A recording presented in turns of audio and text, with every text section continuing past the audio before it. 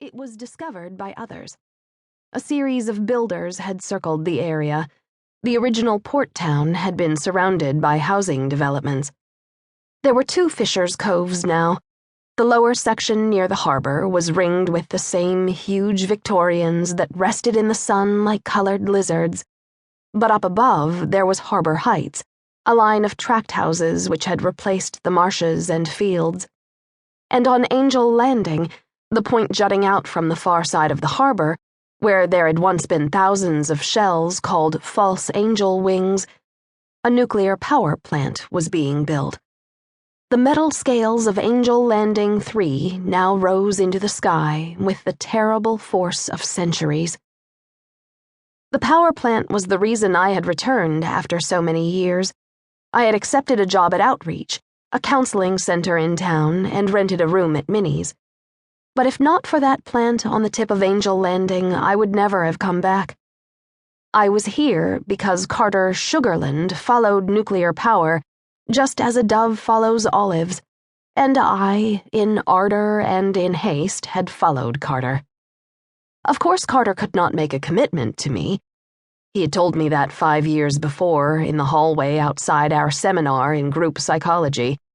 He was already committed to social change, to peace, to the earth itself. Still, when I wanted to follow him to Fisher's Cove, Carter did not argue. I moved into Minnie's house, and Carter found a place in town.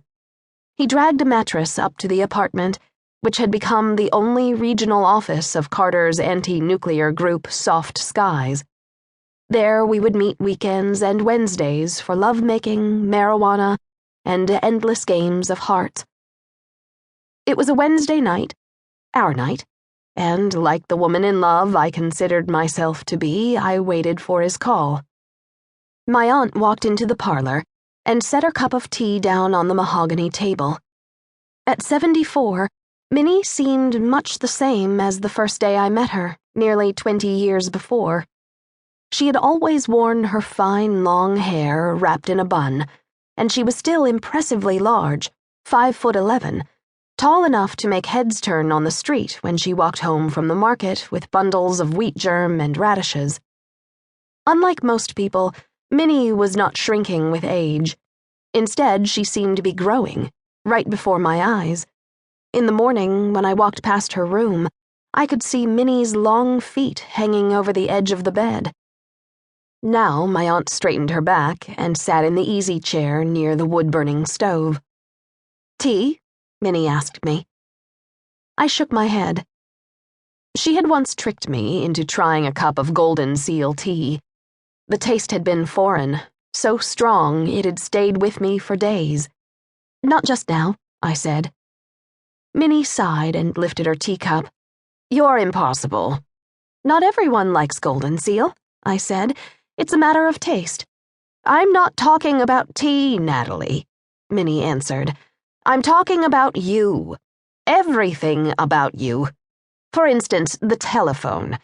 The telephone was made to be used. It was invented to be used. You have to dial." "I'm waiting for Carter to call," I informed my aunt. "Aren't you always?" Minnie smiled. "What is that supposed to mean?" I asked. "Exactly what? Why don't you pick it up? Why don't you call him for once? What goes on between Carter and me is private. Women don't sit around waiting for men to call. Nobody does that anymore, believe me." "Carter's busy," I said. "He has a different schedule, and his phone can't be tied up." "Carter," Minnie nodded. "Oh, just admit it," I said in a flurry of anger. "You don't like him. You decided to dislike him the first time you met him." "Well, well," Minnie said, raising an eyebrow. "You never did," I said. "From the first time you saw him." "Wrong," Minnie said. "Absolutely wrong. Of course there are things I don't like about him. I was never crazy about blonde men." "Well, I'm crazy about him," I said. "But I do like Carter," Minnie went on. "Sometimes I even respect him. Though frankly, I personally would have never chosen him as a lover." "Minnie," I said.